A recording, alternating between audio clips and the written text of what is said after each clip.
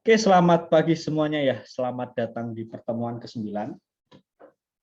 Kita akan membahas ekonomi perikanan dan kelautan. Jadi kurang lebihnya tuh yang kita bahas adalah bagaimana manusia berperilaku mengalokasikan sumber daya perikanan dan kelautan. Itu yang akan kita bahas. Ya. Nah, pertama kita baca beberapa fakta-fakta menarik ya. Pertama, perairan laut dan perairan darat mengcover kurang lebih 2/3 permukaan bumi. Produk dan jasa yang utama yang dihasilkan dari produk kelautan ini, perairan mungkin ya, perairan tepatnya, 2/3 untuk menyediakan makanan bagi manusia, 1/3 untuk keperluan industri. Apakah industri ini untuk manusia juga ataukah untuk binatang? Ini kurang diperjelas ya. Jadi kurang lebih seperti itu. 90% produk perikanan itu berasal dari laut, 10%-nya adalah ikan perairan darat ya, atau ikan laut ikan tawar ya. 50%-nya berasal dari penangkapan liar, sementara 50% sisanya 50-50 ya. 50% sisanya itu melalui budidaya perikanan. Kemudian juga produk dan layanan berikutnya yang terbesar juga adalah memancing yang sifatnya rekreasional ya. Kayak mancing mania, itu orang nggak butuh makan, cuman butuh nangkep, gitu terus dibuang lagi ikannya ya, gitu. Sebuah kufur nikmat, tapi ya itu namanya juga hiburan gitu ya.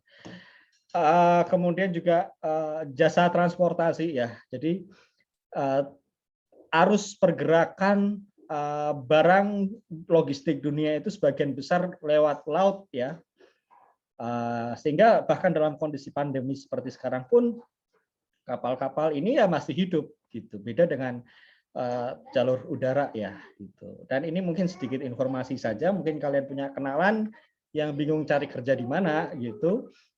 Kalau kalian bingung, kuliah saja pelayaran itu bayarannya sangat luar biasa sekali, terutama kalau kalian sudah bisa ikut pada kapal-kapal internasional ya. Terutama tapi pastikan sebisa mungkin kuliah pelayarannya di punyanya Kementerian Perhubungan, karena kalau yang itu cenderung lebih mudah untuk mendapatkan pekerjaan dengan bayaran yang wow gitu. Kemudian berikutnya adalah aktivitas rekreasi, baik yang ada di tepi pantai ataupun di lepas pantai. Tepi pantai ya seperti di Bali ya gitu, dan di lepas pantai. Ada juga fungsi pengendalian atmosfer dan iklim.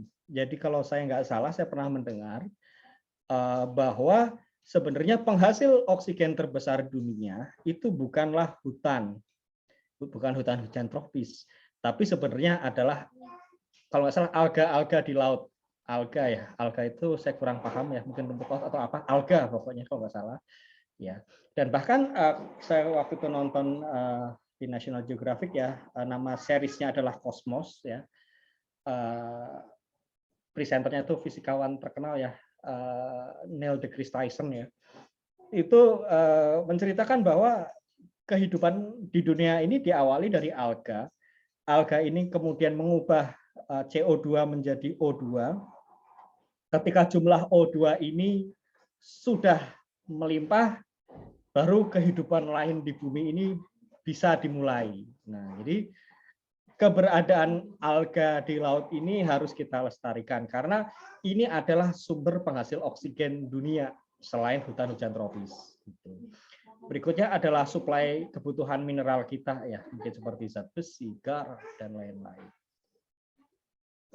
Nah, permasalahan saat ini yang dihadapi di perikanan laut adalah pertama overfishing ya, atau pengambilan ikan secara berlebih-lebihan, juga kemudian adalah overcapitalization atau investasi yang berlebih-lebihan pada kapal-kapal perikanan tadi. Jadi kalau overfishingnya aktivitas ngambilnya berlebihan, dan yang kedua ya kita ya karena karena aktivitas kita ngambilnya berlebihan, maka investment perkapalan kita dan infrastruktur nelayan kita itu juga berlebih-lebihan gitu. Ya kayak gitu ya. Jadi kegiatannya berlebih-lebihan juga karena investasinya berlebih-lebihan gitu. Kemudian juga adanya polusi air, kemudian juga konflik terkait hak melaut, kemudian juga pertumbuhan yang pesat dalam budidaya kelautan. Nah, ini kan ngambil dari buku, materi minggu ini kan ngambil dari buku Berryfield ya, yang mana Berryfield ini kan orang Amerika ya. Yang nulis buku orang Amerika ya wajar dong kalau perspektifnya adalah perspektif Amerika. Nah, jadi apa namanya di Amerika ini ada namanya Undang-Undang Manajemen dan Konservasi Perikanan Magnuson ya. Magnuson ini nama orang. Jadi kalau di Amerika ini tradisinya adalah sesuatu itu dinamai oleh orangnya ya. Jadi kalau undang-undang ini yang menggagas dan mengupayakan di awal Magnuson, maka disebutnya undang-undang Magnuson gitu. Kalau yang misalkan dulu Sarbanes-Oxley, nah, maka disebut Sarbanes-Oxley. Nah, jadi intinya adalah undang-undang ini mengatur bagaimana apa namanya pengelolaan dari sebuah kawasan perikanan. Jadi ada pembatasan pada total tangkapan, ada regulasi terhadap misalnya peralatan melaut, praktek-praktek harvestnya, maupun kapan itu ditutup. Sebentar ya.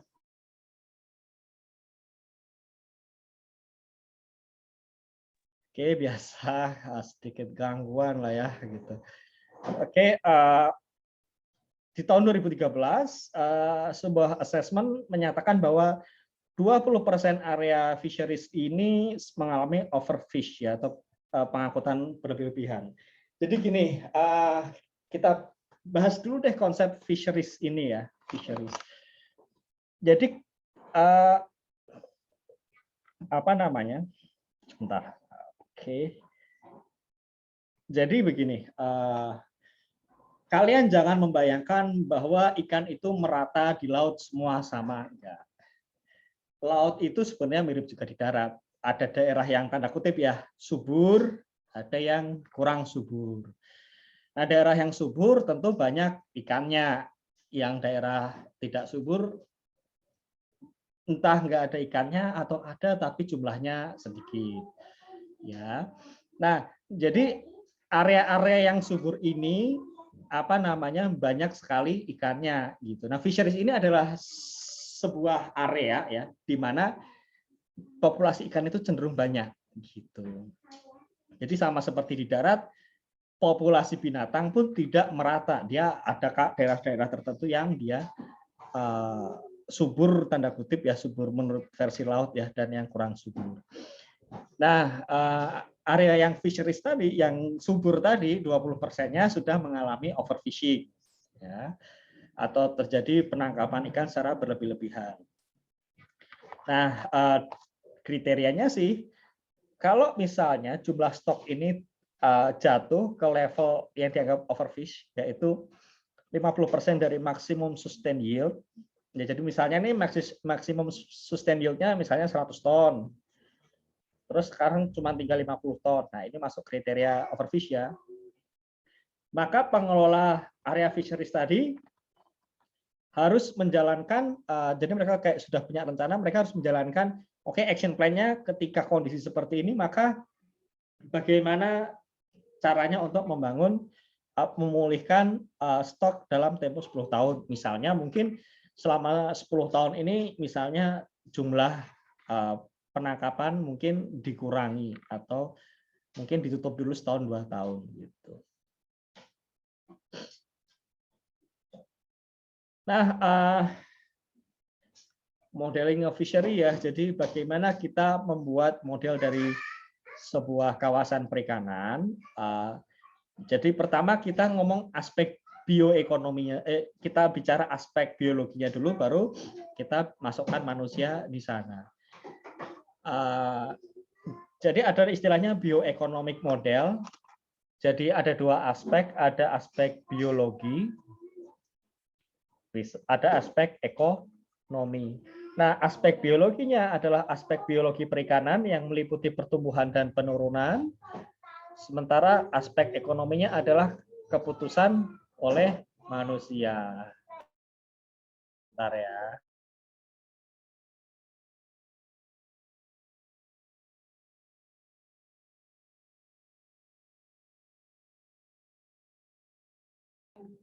Ya, jadi ada dua aspek, aspek biologi, aspek ekonomi.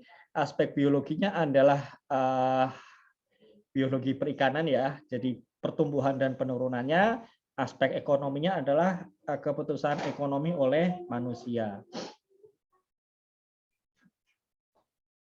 Nah, kita bicara biological growth function ya. Jadi fisheries tadi sudah kita bahas. Kemudian spesiesnya yaitu ikan dengan spesies tunggal, atau spesiesnya mungkin lebih dari satu, tapi spesies ini masih berhubungan ya, mungkin masih satu genus, atau ya mungkin ya intinya spesiesnya mungkin masih berdekatan lah, jadi mungkin bahasa gampangnya masih sama-sama bisa dimakan. Nah, kita harus pahami bahwa yang namanya fisheries ini terdiri atas banyak ikan-ikan individu dengan beragam usia dan beragam ukuran. Nah,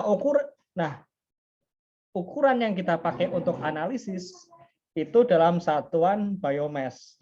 Jadi kita nggak mengukur populasi ikan dalam segi aspek jumlah, tapi dalam bentuk ukuran tonase. Jadi agregat berat dari masing-masing ikan. Jadi ya diprediksi tonase ikan yang ada di sana berapa ya. Jadi jumlah di sini bukan jumlah populasi, tapi tonase berat secara keseluruhan. Nah, faktor yang sebentar.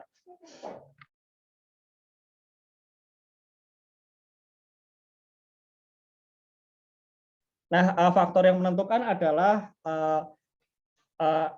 usaha memancing, kemudian predator, faktor mangsa ya.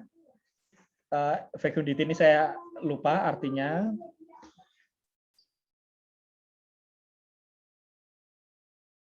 Kemudian juga arus laut, kemudian suplai makanan, kualitas air, penyakit, dan faktor-faktor lainnya.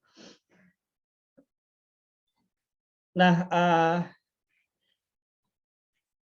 fokus sekarang kita bahas biological growth function ya. Jadi fungsi pertumbuhan secara biologisnya ya. Ini aspek biologisnya dulu gitu. Aspek ekonomi kita abaikan. Nah, fokus hubungan kita yaitu pada hubungan dari bukan hubungannya, tapi pada ukuran dari biomas dari perikanan tadi dan juga pertumbuhannya. Jadi ukurannya dan pertumbuhannya. Nah, dua faktor utama yang mempengaruhi pertumbuhan yaitu pertama reproduksi, yaitu penambahan jumlah individu, dan maturation ya, atau maturation itu adalah peningkatan berat dari masing-masing individunya. Jadi kalau reproduksi jumlah ikannya yang nambah, pertumbuhan karena jumlah ikannya yang nambah. Kalau maturation pertumbuhan karena berat badannya naik. Sementara dua faktor penurunan populasi, bukan populasi ya, dua faktor penurunan penurunan jumlah ya secara natural, yaitu pertama adanya pemangsa dan juga kelangkaan makanan, dan yang terakhir tingkat kematian ya, mortality, kehilangan karena akibat aspek mortalitas, misalnya salah satunya adalah ya usia ikan alaminya memang seperti itu. Sebentar ya.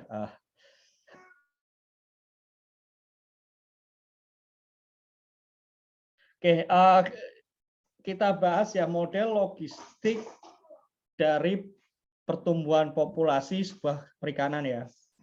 Nah, kalian kalau melihat sebuah grafik atau kurva seperti ini, Yang kalian pertama perhatikan adalah sumbu-sumbunya ini apa nih?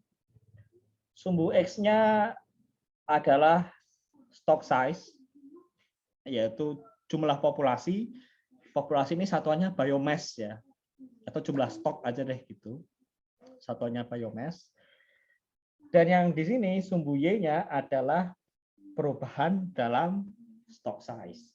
Nah, aturannya adalah sumbu X mempengaruhi sumbu Y. Ya. Jadi ukuran stok mempengaruhi jumlah perubahan stok. Jumlah perubahan itu bahasa lainnya tingkat pertumbuhan stok gitu ya. Nah, aturan X mempengaruhi Y ini berlaku hampir kepada semua kurva kecuali kurva permintaan penawaran. Kurva permintaan penawaran itu satu-satunya kurva ya mungkin ya satu-satunya kurva yang terbalik. Ya, kalau kurva permintaan penawaran sumbu Y yang mempengaruhi sumbu X. Tapi selama tidak ada keterangan apapun, kalau kalian lihat sebuah kurva, maka sumbu X ini mempengaruhi sumbu Y. Ya, nah, di sini stock size mempengaruhi biomass. Stock size mempengaruhi perubahan stock size. Jadi ketika stock size-nya S3, pertumbuhannya Y2. Ya.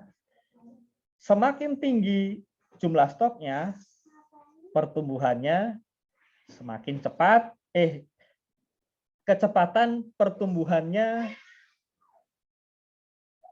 melambat, ya. Sebentar. Oke, sorry. Jadi gini, semakin tinggi stok size-nya, maka pertumbuhan semakin tinggi stok size-nya awalnya, pertumbuhan dari stok size ini makin tinggi sampai level tertentu. Ya. Begitu di titik S1 ini adalah titik pertumbuhan tertinggi. Pertumbuhannya yang tertinggi ya. Nah, lewat dari S1 ini kalau semakin ke kanan masih tumbuh. Ingat ya, ini growth ya. Meskipun grafiknya terlihat turun, tapi ini masih tumbuh sebenarnya. Cuman pertumbuhannya melambat. Ya, sampai di titik ini, begitu sampai titik ini sudah tidak ada pertumbuhan lagi. Ya. Jadi semakin tinggi stock size-nya, awalnya tingkat pertumbuhannya juga ikut semakin tinggi. Tapi di titik tertentu, pertumbuhan itu melambat. Masih tumbuh, tapi tumbuhnya semakin pelan, sampai akhirnya mencapai suatu titik di mana dia tidak tumbuh lagi. Nah, ini kalau kita biarkan secara alami, maka natural equilibrium-nya akan ada di sini.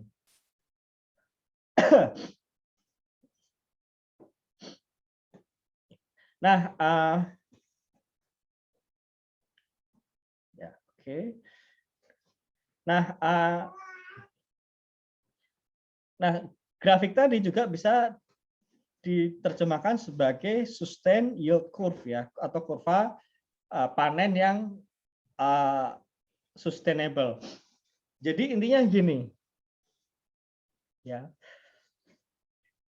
selama panen itu tidak melampaui growth, ya, maka selama itu dia akan sustainable. Jadi di titik manapun, selama kalian itu masih tidak melampaui growth ya, maka ini sustainable. Maka tentu titik pertumbuhan tertinggi ini, maka ini akan menjadi maksimum yield. Tapi maksimum yield ini harus hati-hati. Kalau posisi kita di sini, ya, ini kan growth-nya 0 ya, kita ambil segini dia akan mundur, ya. Growth-nya kan cuma sekecil ini, maksimum yield-nya segini, kita ambil segini, dia akan mundur, ya. Cuman segini, ini yang di sini mundur. Begitu terus, begitu nyampe sini kan ini jumlahnya sama ya. So far so good, nggak ada masalah, ya, nggak ada masalah. Yang jadi masalah adalah kalau posisi kita ternyata di sini. Kalau kita tarik segini, ya tentu dia akan mundur tapi nggak akan pulih. Ya. Jadi ini adalah Y1 ini adalah maksimum yield, tapi tentu dengan catatan kalau posisinya ada di sebelah kanan. Tapi kalau posisinya di sebelah kiri tentu ini nggak maksimum. Cuman memang tentu mayoritas ya dalam kondisi normal, mayoritas perikanan baru ada di sini. Nah, selama kita ambilnya di Y1 nggak ada masalah ya.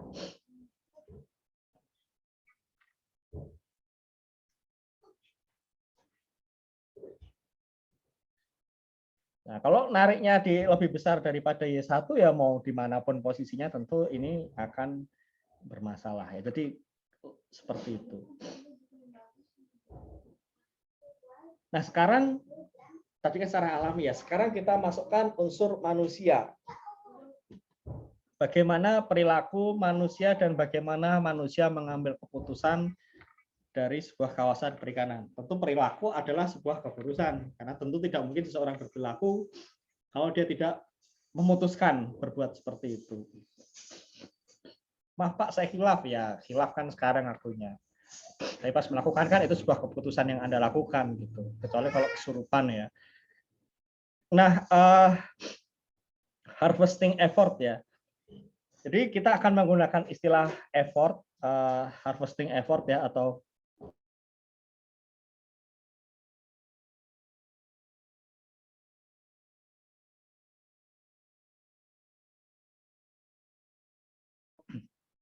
jadi kita akan menggunakan istilah effort ya. Jadi apa namanya upaya untuk melakukan harvest atau panen ya. Harvesting effort ini atau yang akan kita singkat sebagai effort saja, kita akan singkat sebagai effort aja, yaitu adalah sumber daya ekonomi yang kita alokasikan untuk menangkap ikan.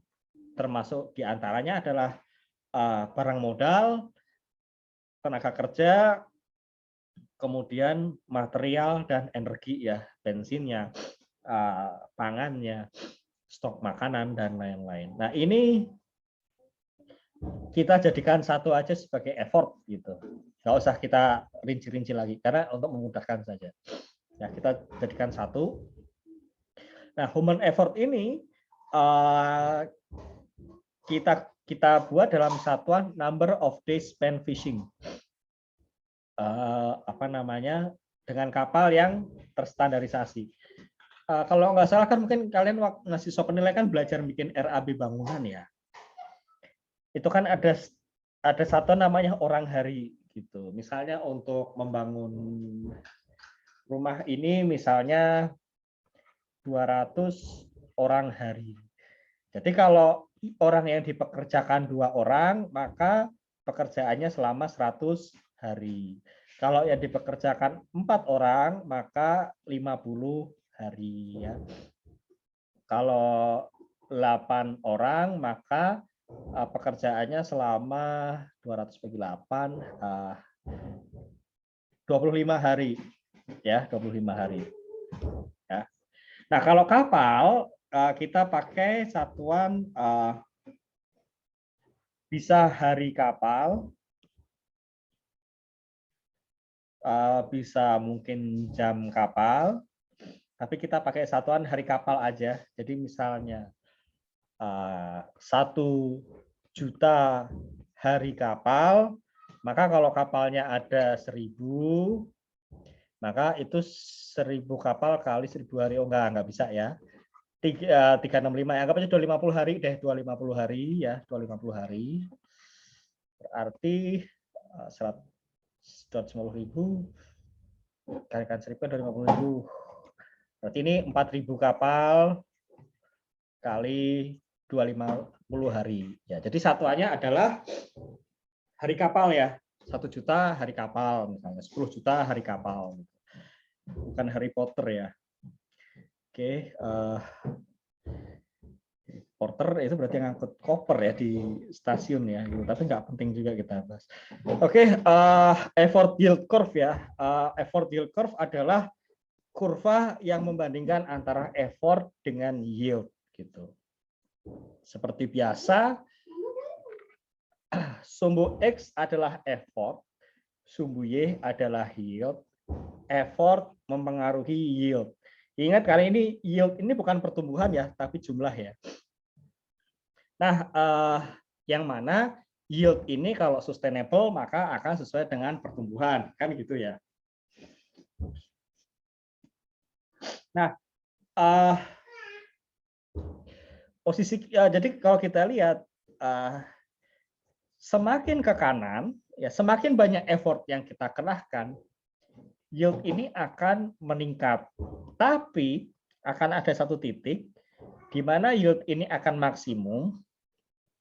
Nah, kalau sudah mencapai titik maksimum, ya semakin banyak effort yang kita kerahkan, justru yield ini akan semakin turun, gitu.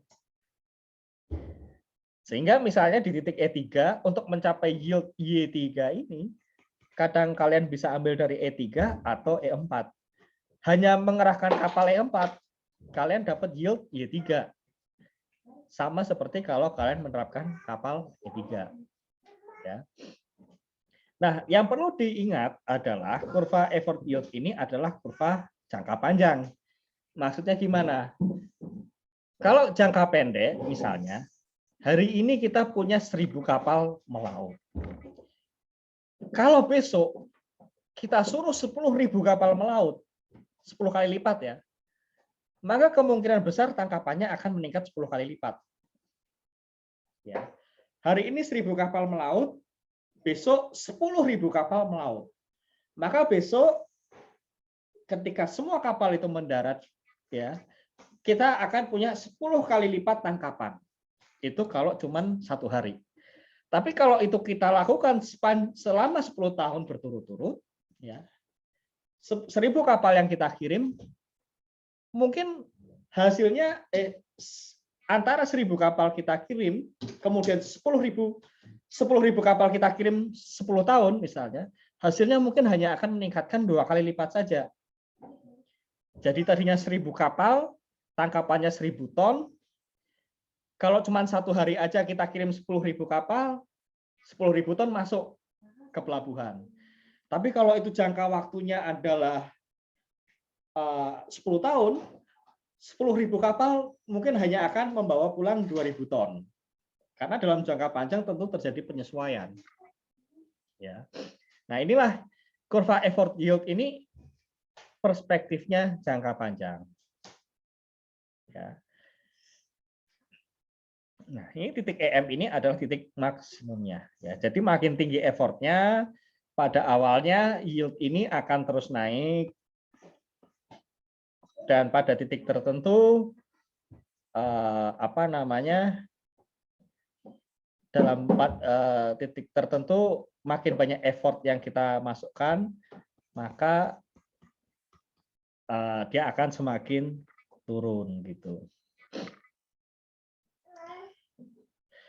Nah, kalau kita perhatikan, ini kan grafik yang pertama tadi muncul di depan, ya, stock size dan change in stock size. Ini grafik yang kedua ya, effort yield curve, ya. Nah, ini puncak ini bisa dibilang sama ya. Ya, jadi yang sustainable dalam jangka panjang ya Y1 ini gitu. Ya. Nah, jadi kalau kalian mau menangkap, maka ini adalah target paling realistis gitu. Tentu dengan catatan kalau kalian yakin posisinya ada di kanan ya. Kalau posisinya di kiri, tangkapan kalian ya nggak bisa ditingkatkan lagi gitu. Mau berapapun kapal dikirim, tangkapannya nggak akan bisa sebanyak ini kalau kalian posisi stock size-nya sekarang di kiri. Nah, berikutnya kan kita akan membahas tingkat effort yang efisien ya. Tentu faktor ekonomi ini kan macam-macam. Untuk keperluan belajar kita asumsikan secara ketat ya, banyak asumsinya supaya lebih sederhana. Asumsinya sederhana pun ngerjain soalnya juga sudah lumayan tidak sederhana. Ya gimana kalau asumsinya tidak kita sederhanakan, kan semakin tidak sederhana gitu ya. Padahal kita harus hidup sederhana. Nggak harus sih gitu, nggak harus juga sih. Jumlah ikan yang dipanen, bukan jumlah ikan yang dipanen ya, ikan yang ditangkap itu dijual pada satu pasar saja. Jadi asumsikan seluruh dunia atau ya seluruh nasional dijual pada satu pasar saja. Asumsikan harganya given dan konstan ya. Tentu kan pada prakteknya kan harga dipengaruhi ya pada tangkapan, makin banyak tangkapan maka harga makin jatuh. Asumsikan demand konstan. Ini mau berapapun asumsikan faktor harga semua konstan dulu aja. Kemudian asumsikan harga merefleksikan seluruh social value, seluruh nilai sosial dari ikan ya. Jadi bahasa gampangnya itu nggak ada eksternalitas gitu loh. Jadi no externality ya, mau itu positif, mau negatif, no externality. Kemudian opportunity cost-nya konstan. Ya, kurang lebih seperti ini. Nah, jadi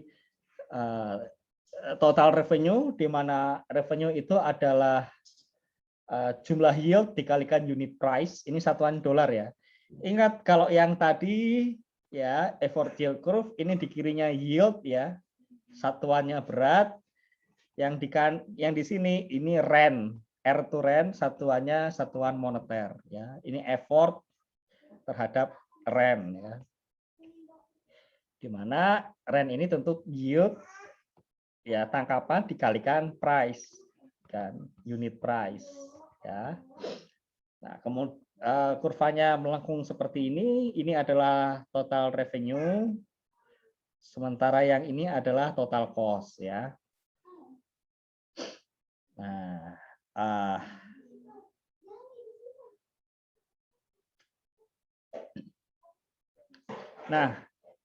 sama seperti yang profit maksimum. Jadi gini, profit ini kan adalah total revenue dikurangi total cost ya. Effort ini akan maksimum ketika jarak antara kedua kurva ini paling jauh. Ya. Nah, kapankah kurva ini paling jauh? Ya, tentu bahasa gampangnya adalah ketika marginal revenue sama dengan marginal cost. Ini kalau kalian lihat tangent line ini dan ini sejajar. Ini marginal revenue, ini marginal cost. Ketika dia sejajar itu artinya nilainya sama. Oke. Nah, ini kita bahas sedikit deh ya tentang tangent line. Ya.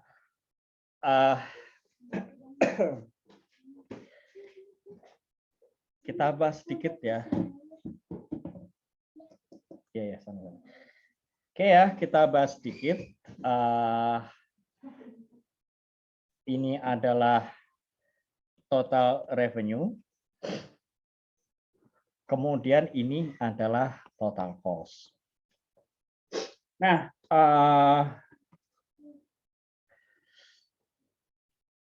turunan dari total revenue adalah marginal revenue. Nah, in case kalian lupa, ya, turunan sebuah fungsi itu kan simbolnya dy per dx ya.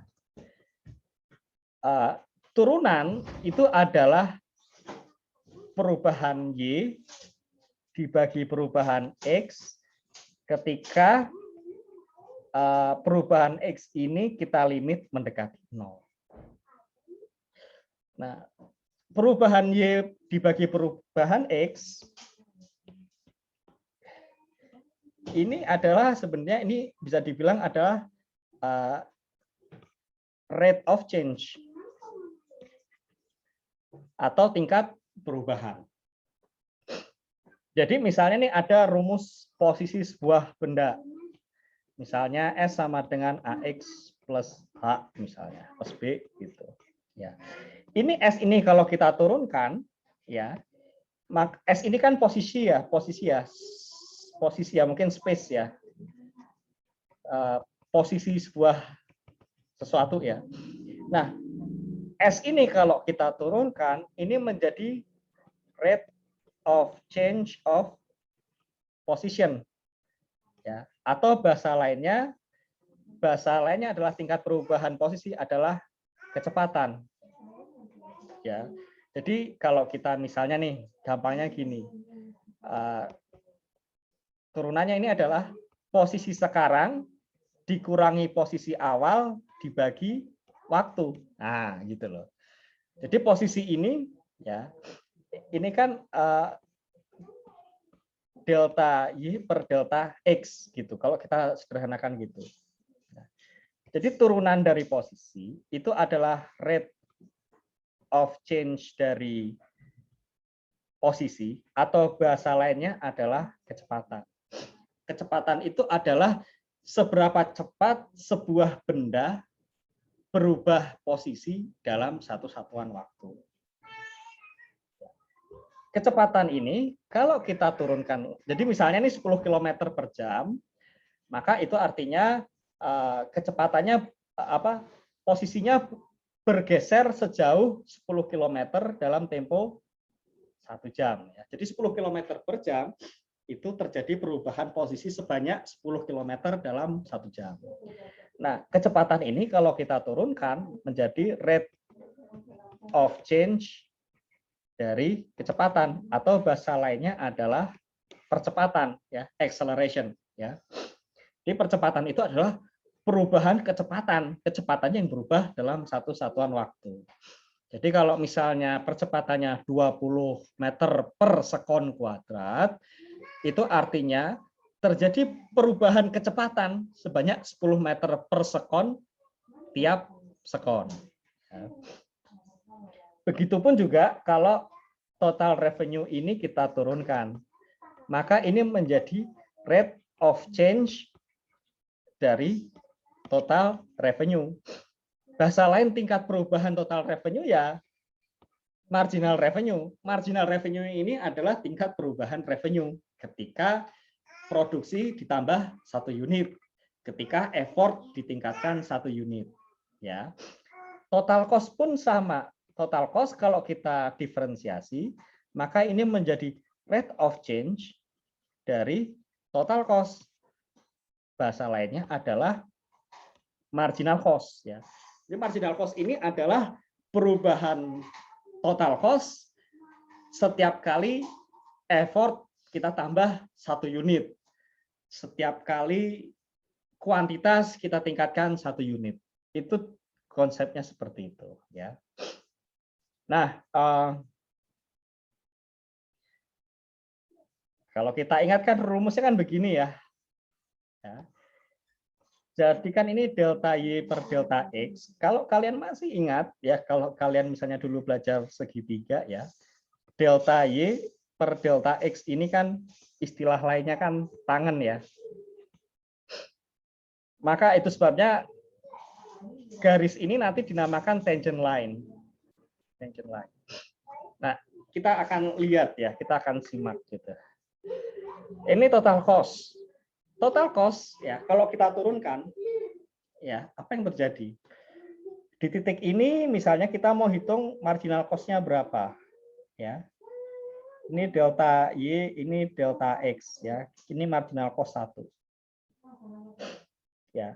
Kemudian kita ambil titik ini marginal cost 2 ya.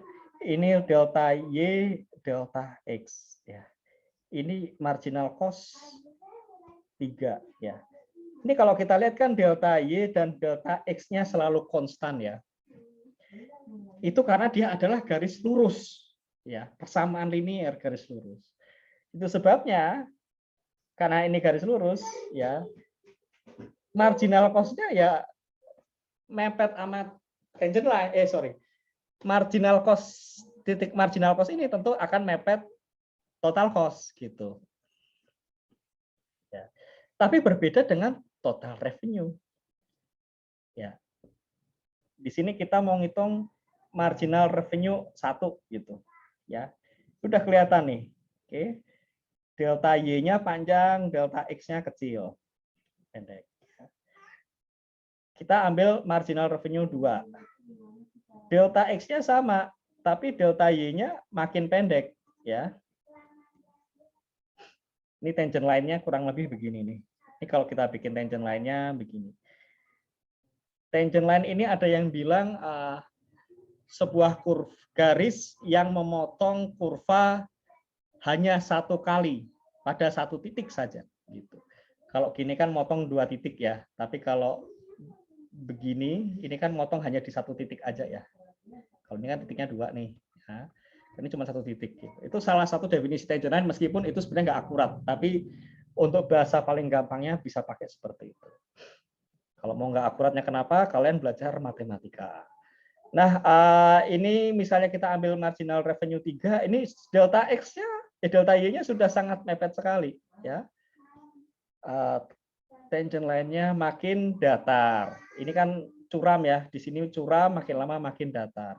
Nah, ketika di titik ini nih, ya, ketika di titik puncak ini, ya, ini delta Y sama dengan 0. Delta X unlimited ya. Maka marginal revenue-nya adalah 0 dibagi unlimited, maka ini tentu 0. Di sini marginal revenue 0. Ya. Jadi kalian bisa lihat intinya adalah pada titik total revenue kita punya banyak tangent line. Tangent line-nya itu nggak seragam arahnya, sementara marginal cost semua seragam. Nah, terus apa yang mau saya omongin gitu. Jadi dari tadi Bapak ini ngomong apa gitu ya. Nah, yang ingin saya katakan adalah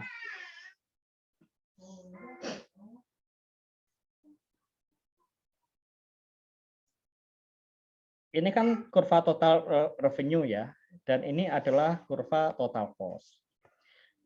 Nah, kita ingin cari titik di mana total revenue dan total cost ini paling jauh, sehingga profitnya maksimum. Ya, gap ini paling jauh gitu loh. Ya, ini kan kecil ya gapnya, ini gapnya kan kecil, tapi ke sana makin besar. Tapi pada satu titik setelah maksimum dia akan semakin kecil ya. Nah, di titik manakah dia akan paling jauh? Nah, titik yang paling jauh ini adalah titik ketika ini kurvanya jelek banget ya. Ini rada susah ya.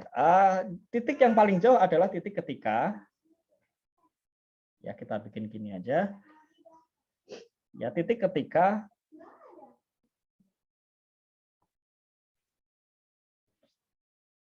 ya, ini titik ketika tangent line ini marginal revenue sejajar dengan marginal cost ya. Ketika dia sejajar nilainya sama. Ya. Ini adalah titik ketika marginal revenue sama dengan marginal cost. Nah, disinilah titik ketika profit ini maximize. Ya, ini kita namakan E star. Ya, nah, ini kalau kita lihat di sini ya, ini kelihatan nih, ya, grafik ini nih, ini ditaruh di sini ini bukan tanpa maksud. Ini adalah marginal revenue. Ini total cost menangkap marginal cost. Ya, ini ketika ini sejajar, ya, ini profit ini maximize, E star gitu. Yang jadi masalah adalah kalau dilepas dalam mekanisme pasar, apakah dia akan berhenti di sini? Enggak, gitu.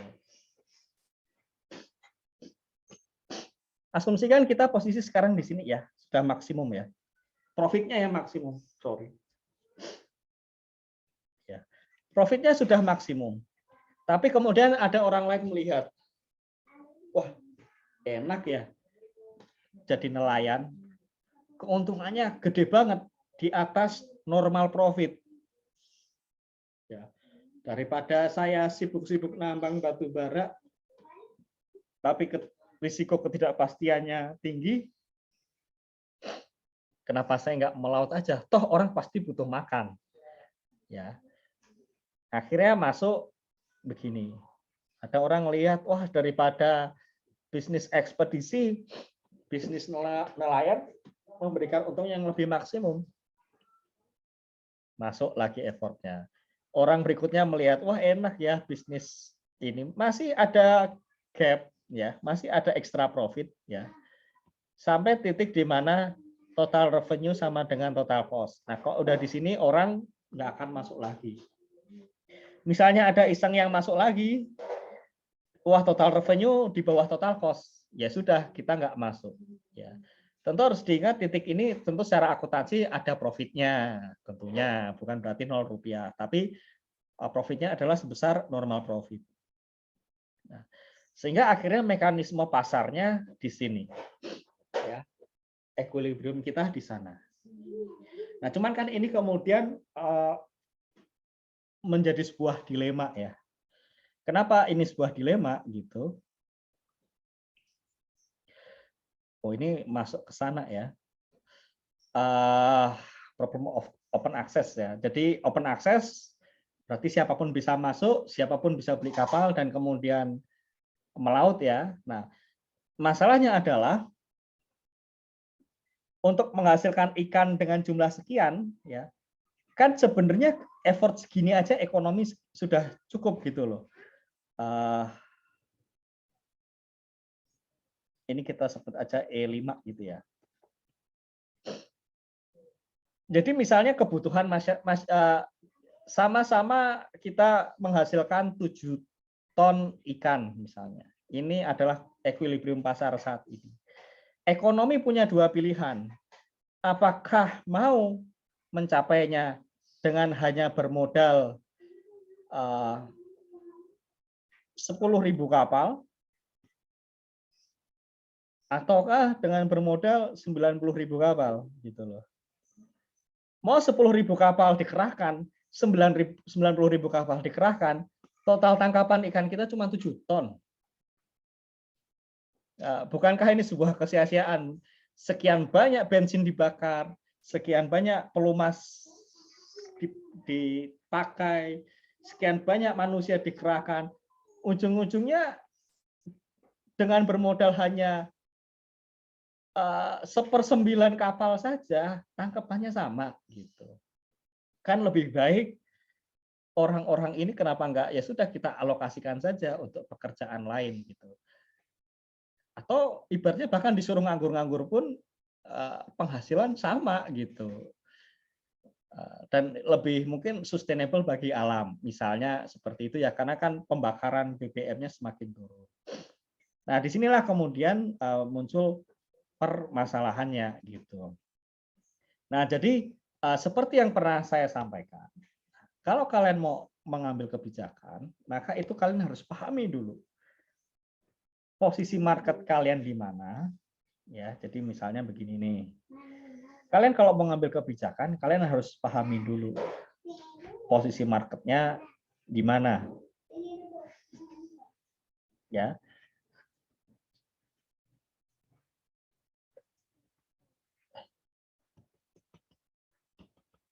Ya, ini A star, ini profit max, ini equilibrium, profit sama dengan 0, ini effort 0, ya.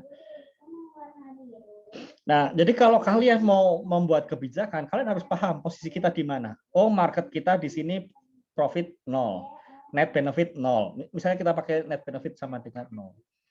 Sementara kalau jumlah kapal kita kurangi, ya, maka net benefitnya kita pakai istilah net benefit aja. Net benefitnya maksimum nih. Maka kita harus mengurangi gitu. Cuman kan bikin kebijakan itu kan ada biayanya. Nah, maka kita harus pertama kita harus tahu ini mau kita geser kemana? Oh, dari E0 kita geser ke E star. Tentu kita harus tahu kita mau sasaran kita kemana. Dan yang kedua kan geser itu kan nggak hanya sekedar geser ya.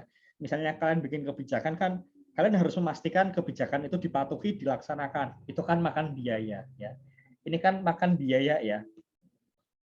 Nah, pastikan biayanya itu sebanding dengan net benefit yang diperoleh gitu. Net benefit ketika max dikurangi net benefit ketika dia 0. Nah, jadi harus ada cost benefit analysis. kalian jangan geser-geser sembarangan kalau kalian belum bisa membuktikan posisinya di mana. Ya. Jadi ini adalah problem dari open access. Kemudian gimana kita mengatasinya? Ya, yang pertama adalah kita membatasi akses. Salah satunya ya. Jadi pertama misalnya kita batasi akses perikanan. Bisa menggunakan hak penggunaan teritorial sebuah kawasan fisheries secara informal. Jadi contohnya misalnya nih, ini kan kalau Harbour Gangs of Man ya, ini ya maklum lah yang nulis orang barat ya. Jadi misalnya nih masyarakat Muara Angke misalnya, nelayan yang boleh berangkat dari pelabuhan Muara Angke ya hanya orang-orang sekitaran Muara Angke. Kalau orang luaran Muara Angke nggak bisa berangkat. Terus misalnya orang yang bisa berangkat dari sebuah pelabuhan di desa di Tegal ya hanya orang desa tersebut. Orang luar tidak bisa berangkat dari sana. Nah, itu adalah salah satu cara informal. Bisa juga menggunakan aturan legal secara nasional ya.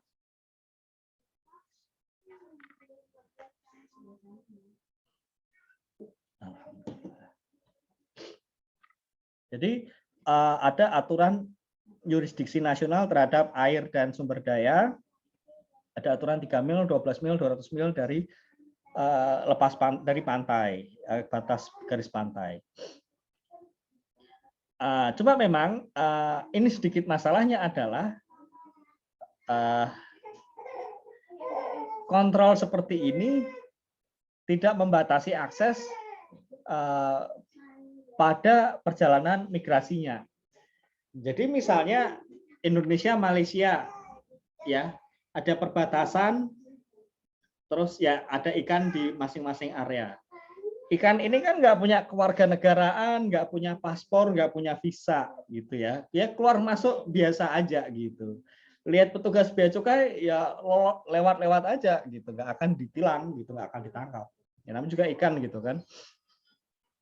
Nah, jadi misalnya dari sisi Indonesia sudah kita sayang-sayang nih ikannya. Oke, jangan terlalu banyak ya, gitu kita tangkap biar awet. Begitu awet, tiba-tiba ikannya migrasi ke sisi Malaysia karena satu dan lain hal. Ya ternyata ya itu gitu. Apa namanya sudah susah-susah berjuang, ternyata diabaikan sama ikan-ikan itu gitu. Mereka memilih pindah ke Malaysia atau sebaliknya. Sama Malaysia udah disayang-sayang, populasinya sudah meningkat, tahu-tahu dia migrasi ke Indonesia gitu. Nah, ini apa namanya? Kerumitan dari manajemen perikanan. Ya, ini namanya ikan kemana-mana aja tanpa paspor, tanpa visa. Nah, yang kedua bisa kita juga melakukan regulasi praktek-praktek perikanan ya. Misalnya melalui mekanisme command and control. Saya lupa ini sudah dibahas di tengah semester lalu atau enggak ya. Tapi command and control itu intinya adalah pemerintah bikin regulasi kemudian ditegakkan. Kalau melanggar kena sanksi. Jadi misalnya kita melakukan pembatasan jumlah hari melaut, misalnya setahun 300 hari. Atau misalnya kita menutup area tertentu, area ini dilarang dilakukan aktivitas pemancingan selama sekian bulan atau sekian tahun. Kemudian menghalangi, melarang penggunaan jaring yang rapat gitu. Sehingga yang tertangkap hanya ikan-ikan yang besar saja. Ikan-ikan kecil ya jadi yatim piatu sih ya, tapi ya namanya juga kita manusia, kita nggak peduli juga sih. Toh nanti kan bisa cari makan sendiri. Ya hidup memang kejam ya, tapi ya mau gimana lagi daripada kita tangkap semua ya. Nah, jadi misalnya seperti itu ya. Jadi misalnya kita pakai jaring yang lebih longgar sehingga hanya ikan besar yang tertangkap. Kemudian juga kita misalnya membatasi ukuran dan horsepower of fishing boat ya. Jadi ukuran dan juga kemampuan mesin dari kapal penangkap ikan. Cuman memang ini agak unik sih ya. Jadi saya nonton di National Geographic ya. Kapal Taiwan itu, nelayan Taiwan itu menangkap ikan dia sampai Papua Nugini, perairan Papua Nugini gitu. kan ada perairan internasional ya, jadi ya bebas-bebas aja sih secara aturan nggak melanggar karena itu perairan internasional. Nah kapal dari Taiwan ini dia itu beroperasi selama 3 tahun nggak pulang. Jadi kapal-kapal nelayan Taiwan ini ya dia 3 tahun. Jadi misalnya kapten kapalnya ini anaknya baru lahir, dia melaut, dia baru balik lagi, anaknya sudah mau masuk PAUD gitu. Anaknya sudah umur 3 tahun, dia baru ketemu lagi. 3 tahun melaut tanpa berhenti. Butuh bahan bakar, tinggal cek GPS, ada nggak kapal tanker dekat sana, telepon, boleh nggak gua beli. Ngisi bensin, ngisi BBM di laut. Butuh stok, ada nggak? Tinggal telepon, nanti kapal stok ngisi gitu. Kadang ada yang lagi lewat bisa beli stok persediaan air, makanan, mungkin nguras WC-nya perlu dikuras atau dibuang aja ke laut ya. Gitu saya kurang tahu ya. Kan nggak ada yang tahu ini kalau dibuang ke laut gitu. Hitung-hitung vitamin lah ya, mungkin beberapa ikan perlu. Nah, jual ikannya itu nggak ke pelelangan gitu. Mereka sudah ada kapal yang fungsinya khusus untuk jual beli ikan. Jadi tinggal telepon, kapal yang jual beli ini datang ngangkutin, hitung, bayar. 3 tahun nggak pulang ke darat, kecuali kalau tiba-tiba kapalnya butuh perbaikan, repair gitu, atau misalnya ada badai yang mereka harus nepi dan mungkin entah lokasinya lagi di dekat Taiwan atau memang pas ya mungkin lagi banyak yang ini area cakupan badainya luas sehingga mereka harus balik ke Taiwan daripada gimana gitu. Nah, jadi restricting size and horsepower ini ya kadang agak susah sih kalau modelnya sudah seperti itu 3 tahun melaut gitu. Nah, tujuannya adalah kebijakan command and control ini adalah meningkatkan fishing cost ya atau biaya melaut gitu. Jadi kalau kita kembali ke grafik kita ya, misalnya begini ya, kemudian ini total cost, ini total revenue gitu. Ya, anggap aja A-star kita di sana ya, ini effort gitu. Kemudian ini apa namanya tadi rent ya. Ya, equilibrium kita kan di sini ya. Nah, kalau kita tingkatkan fishing cost-nya ya, maka fishing cost-nya ini misalnya TC2 di sini, maka ya effortnya ini kan effort 0 ya. Dengan meningkatkan fishing cost-nya, effortnya berkurang, income-nya naik ya. Semua senang. Teorinya sih, prakteknya apakah ya? Saya kurang tahu. Tentu itu harus kita uji di lapangan. Tapi teorinya sih seperti ini, tentunya semua sepertinya senang ya. Kecuali orang-orang yang jualan bensinnya, perusahaan kapalnya mungkin mereka sedih ya karena penjualan kapal juga menurun gitu. Nah, cuman memang biasanya apapun kebijakan yang kita terapkan tentu tidak akan bisa sempurna mengatasi sebuah masalah. Misalnya sebuah otoritas menerapkan limit dari jumlah kapal. Jumlah kapalnya kita limit nih. Maka kadang nelayan kemudian punya insentif untuk membangun kapal yang lebih besar. Sehingga oke jumlah kapalnya makin sedikit tapi sekali tangkap gue dapatnya banyak nih.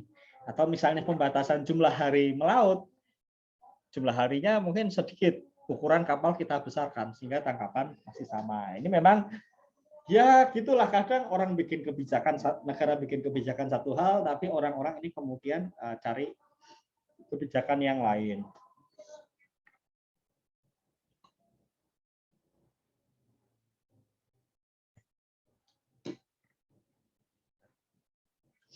Jadi misalnya pajak progresif di Jakarta tinggi, bosnya sudah pinjam aja, sopirnya orang mana? orang Cianjur misalnya. Ya sudah, atas nama mobil mewahnya atas nama sopirnya. Supaya nggak kena pajak progresif kan gitu. Selalu ada jalan. Nah, berikutnya adalah pembatasan tangkapannya. Ini masih masuk command and control ya, karena ini mengatur dan kalau dilanggar akan ada sanksi.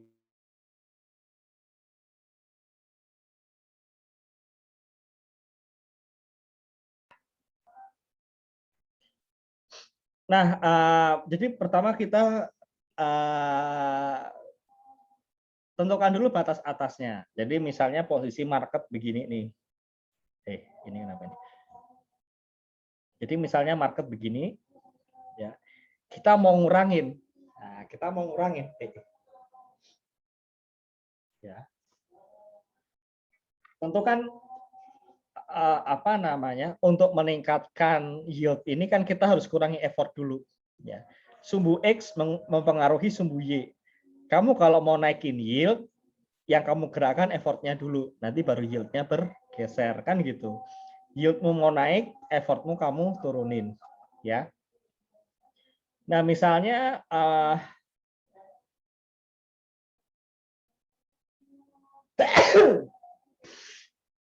pemerintah bikin batas atas nih, Y1 gitu ya. Karena suatu alasan deh gitu, yang di buku mungkin nggak dijelasin ya. Intinya batasnya Y1. Tentu ekspektasi kita kan, kalau Y1 kan tangkapannya E2 aja cukup dong. Jadi orang kalau kita bikin Y1 kan effortnya mundur jadi E2. Tangkapannya Y1. Tapi apakah alhamdulillah. Sahabatnya. Tapi apakah itu yang akan terjadi? Sebentar ya, ininya mana? Sebentar ya.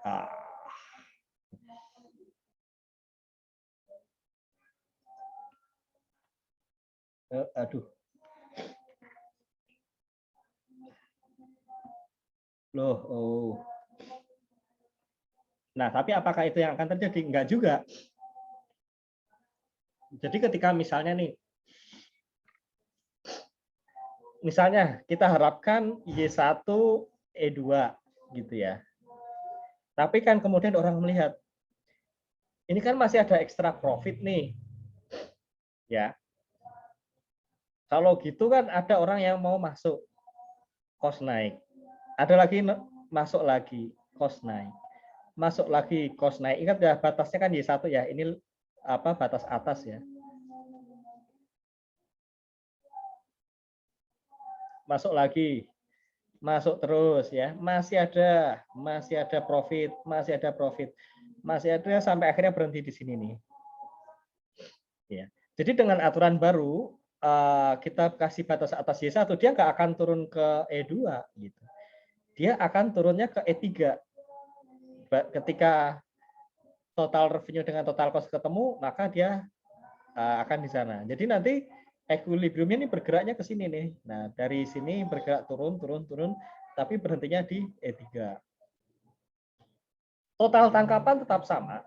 Kalau tujuan kita adalah meningkatkan stok, maka seperti ini tentu nggak masalah. Ini adalah hal yang ya tujuan kita tercapai, stok akan pulih gitu.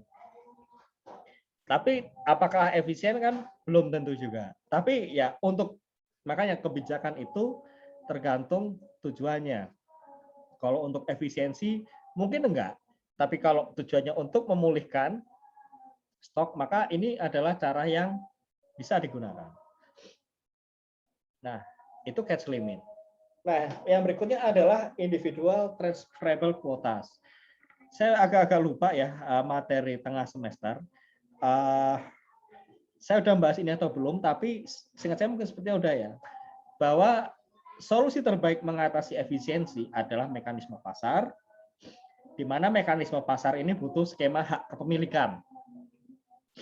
Nah, bagaimanakah mengubah ya seperti pertanahan, tanah itu kan siapapun bisa huni, bisa pakai, tapi oleh pemerintah kemudian dibagi, diatur hukum pertanahannya.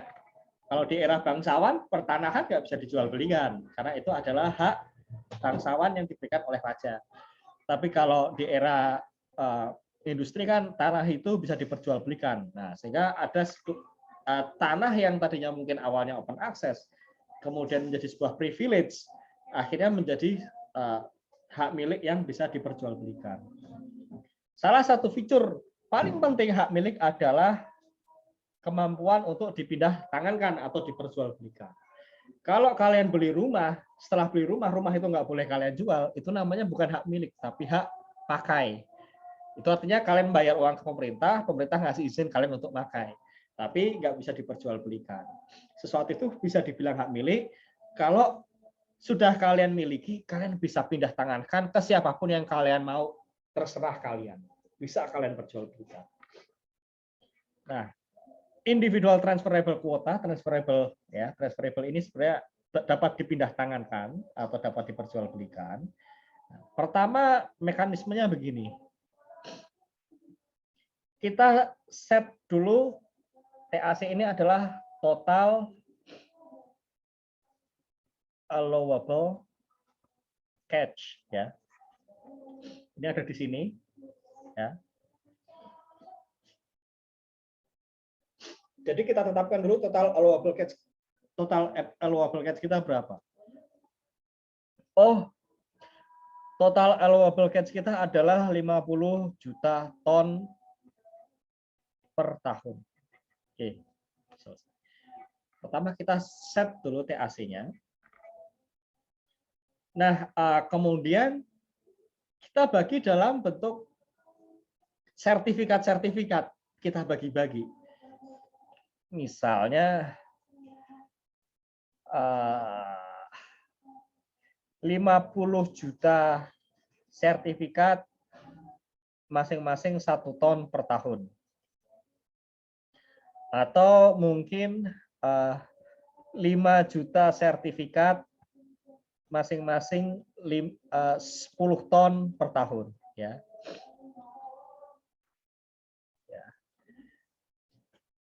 Itu ya. Jadi kalian tentukan total limitnya berapa bagi jumlah sertifikatnya. Nah, ya. Jadi pertama susun TAC-nya, kemudian bagi dalam jumlah dalam sertifikat, kemudian dilelang. Nah, lelang itu paling bagus gitu. Daripada pemerintah ngasih kuotanya nggak dilelang, main tunjuk aja. Itu kan rawan nepotisme, ya, rawan korupsi, rawan kolusi. Nanti yang dapat kuota yang dekat sama Pak Menteri misalnya. Nanti yang dapat kuota yang dekat sama Pak Bupati, dekat sama Pak Lurah, Pak Camat. Nah, daripada begitu, terus nanti di belakang tentu ada bagi-bagi keuntungannya dong, suapnya, ya kan nggak mungkin dong hanya saudara doang gitu. Nah, tentu kan harus ada imbal baliknya.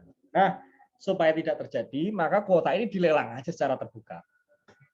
Siapapun asal punya uang bisa beli. Nah, sehingga nggak perlu kedekatan, nggak perlu nego-nego, semua beli tercatat jumlahnya. Gitu. Nah, kemudian setelah diperjualbelikan, sudah lelang, sudah dibeli, ya. Kemudian ada ini yang namanya pasar sekunder kan, karena ini kan transferable. Nah, maka kita harus bikin pasar sekunder dan dengan sistem akuntansi yang bagus. Jadi jual beli harus resmi di pasar sekunder, nanti ada balik nama dan lain-lain. Jadi kan misalnya ada orang, jadi kan jangan sampai gini, ada orang yang bisa nangkepnya banyak, tapi terpaksa nangkep sedikit karena cuma dapat kuota sedikit. Di sisi lain ada orang yang sebenarnya cuma butuh sedikit, tapi akhirnya malah nangkepnya banyak, malah dapat jatah kuotanya banyak, padahal dia nggak punya kapalnya. Nah kalau lelang gini kan orang bisa beli sesuai kebutuhan. Nah, nanti ada pasar sekunder, kalau nanti ternyata dia belinya kebanyakan kan bisa diperjualbelikan. Nah, cuman memang pertama kita butuh kemampuan monitoring satu. Kemudian kita harus punya kemampuan enforce, gitu ya. Kemampuan enforce. Jadi aturan ini ditegakkan. Kalau jatahmu 10 juta ton setahun, 10 ton setahun, 10 ton setahun gitu. Supaya orang ada insentif beli. Kalau orang dengan modal 10 ton per tahun, license-nya kemudian tapi dia nangkepnya 1 juta ton dan fine-fine aja, gitu nggak ada masalah. Ya pasar sekunder nggak ada yang mau beli. Jangankan pasar sekunder, pasar primer juga nggak ada yang mau beli gitu. Beli cuma buat syarat aja deh, cakep-cakepnya aja gitu. 50 juta ton laku, tapi ternyata nanti tangkapannya 200 juta ton. Nah, maka dibutuhkan enforcement di sana, dibutuhkan monitoring di sana, dibutuhkan data yang clear dan akurat. Nah, kesulitannya di sana. Dan satu lagi yang harus diingat gitu, konsep individual transferable quota seperti ini kan konsep yang asalnya dari negara maju. Ya. Nah, ini yang harus dipahami konsep di negara maju. Jadi pertama, kalian tidak boleh melarang orang mencari uang selama itu bukan pekerjaan yang dianggap haram ya, haram oleh masyarakat tersebut ya. Misalnya bisnis membunuh itu kan jelas haram ya, bukan haram ya. Tapi itu adalah sesuatu yang hina di banyak masyarakat, termasuk di negara-negara maju juga bisnis pembunuh bayaran, maka itu tentu harus kita larang. Itu nggak itu boleh kita larang. Misalnya bisnis apa ya, jual beli narkoba misalnya. Narkoba kalau dianggap sebagai sesuatu yang ini ya dilarang aja gitu. Ya. Tapi selama pekerjaan itu bukan pekerjaan yang dianggap buruk secara norma yang berlaku di masyarakat itu, maka tidak boleh ya. Ini prinsipnya ya. Tidak boleh negara melarang seseorang untuk mencari uang kecuali negara memberikan kompensasinya. Penerapan kuota ini yang kemudian dilelang, ini kan berarti kan melarang nelayan-nelayan yang sebenarnya bisa melaut, tapi karena modal kurang, dia nggak bisa beli kuotanya, ya kan? Nah, maka kan terhadap orang-orang ini kan sebenarnya dia mau melaut, dia mau mencari nafkah dengan cara yang halal, dengan cara yang baik. Dia adalah warga negara yang bertanggung jawab dan bekerja keras. Tapi ketika dia mau melaut sama Satpol PP, nggak bisa gitu. Sama orang Kementerian Perhubungan, nggak bisa. Sama orang Kelautan dan Perikanan nggak bisa. Kamu nggak boleh melaut, nggak boleh. Kamu nggak punya license, no gitu. Sekarang kan orangnya harus gimana? Nah, lelang ini kan dapat uang ya. Nah, uang ini salah satu alokasinya adalah untuk mensubsidi kehidupan orang-orang yang kita larang ini gitu. Jadi di negara maju, kalau kita melarang seseorang, ya orang ini kemudian dapat kompensasi. Saya tahu kamu ya di sini adanya nelayan, kamu butuh hidup, ya sudah, ini tak subsidilah gitu. Ya. Jadi uang untuk lelang ini jangan semuanya masuk ke kas negara terus dipakai untuk macam-macam. Orang yang dilarang ini juga harus dapat kompensasi gitu. Jadi misalnya anggap aja nih petani di Inggris itu adalah hal yang penting ya. Adalah hal yang penting demi keamanan pangan mereka. Maka para petani ini dilarang untuk mengerjakan pekerjaan lain. Bukan dilarang sih, maka disubsidi. Saya tahu kamu kalau mau dapat income lebih besar, kamu harus ke kota, bekerja di kota. Tapi kamu penting nih buat keamanan pangan. Nih tak kasih uang, tetap bertani gitu. Kamu kalau tetap bertani tak subsidi, tak kasih uang sekian. Tapi kalau kamu ke kota ya silahkan, tapi nggak kita subsidi lagi. Nah ini hal-hal seperti ini harus kita pahami. Jangan sampai kas negara banyak uang, negaranya kaya raya, tapi kas rakyatnya sendiri dompetnya nggak ada uangnya gitu. Jangan sampai negaranya kaya, rakyatnya miskin. Itu yang harus dipahami. Ya. Jadi kalau mau melarang boleh, tapi siapkan kompensasinya. Ya, ini yang harus kalian camkan kalau kalian nanti siapa tahu mengambil kebijakan dan harus mengurus rakyat. Gitu. Oke, karena ini azan kita break dulu ya. Oke, nanti kita lanjut lagi setelah azan. Baiklah. Oke, azannya sudah selesai ya, kita lanjutkan. Jadi kurang lebih kalau pakai mekanisme individual transferable quotas kurang lebih seperti itu ya. Nah, berikutnya terkait dengan manajemen perikanan ini punya masalah yang namanya ketidakpastian. Ketidakpastian ini berasal dari keterbatasan pengetahuan manusia.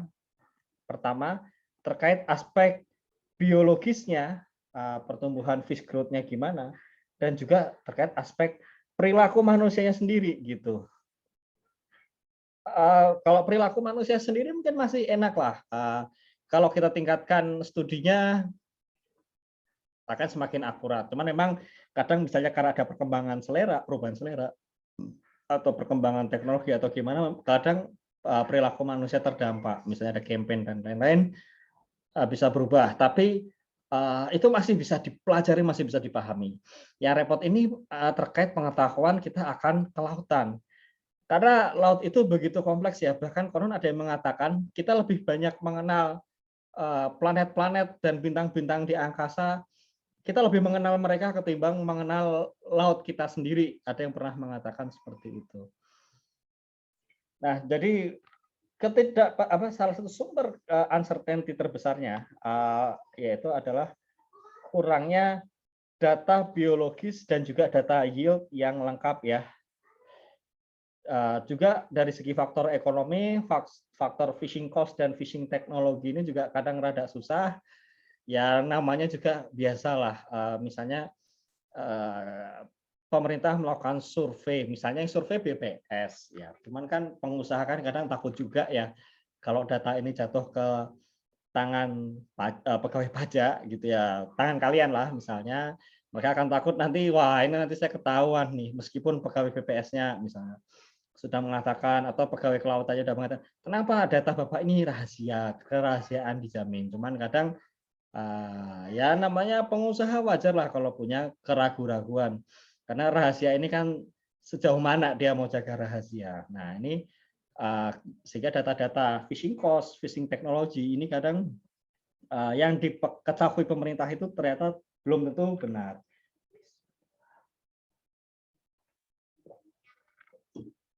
Tapi data yang belum tentu benar ini bukan berarti nggak bisa dipakai sih. Asal metode pengambilannya konsisten dan orang yang tidak benar ini konsisten dalam ketidakbenarannya, mungkin angkanya agak sulit kita pakai. Tapi dinamika perubahannya, jadi perubahan fishing cost-nya, perubahan teknologi, dinamikanya ini kita bisa pakai gitu loh. Jadi mungkin poin ini belum tentu poin yang akurat ya. Poin ini belum tentu poin yang akurat, tapi ketika pergerakan poin ini dalam sebuah kurva, nah pergerakannya ini bisa kita gunakan selama dia konsisten berbohong dan kita konsisten menerima dengan metode yang konsisten. Nah, apa namanya? Nah, variability itu variasi dalam aspek biologis dan aspek alam ini membuat sangat sulit bagi kita untuk mengidentifikasi berapakah stok ikan secara akurat. Kita ya kemampuan kita ini ya sangat terbatas gitu. Ikan-ikan yang ada di dasar-dasar itu mungkin kita nggak tahu gitu. Jadi ini yang membuat kadang perhitungan fish stock kita tidak akurat gitu. Nah, ini adalah contoh bagaimana kendala kalau terjadi ketidakakuratan itu. Jadi asumsikan pengetahuan kita adalah aduh ini meleset ya, geser tadi. Jadi asumsikan pengetahuan kita ini adalah Y2 ini. Ini adalah pengetahuan kita.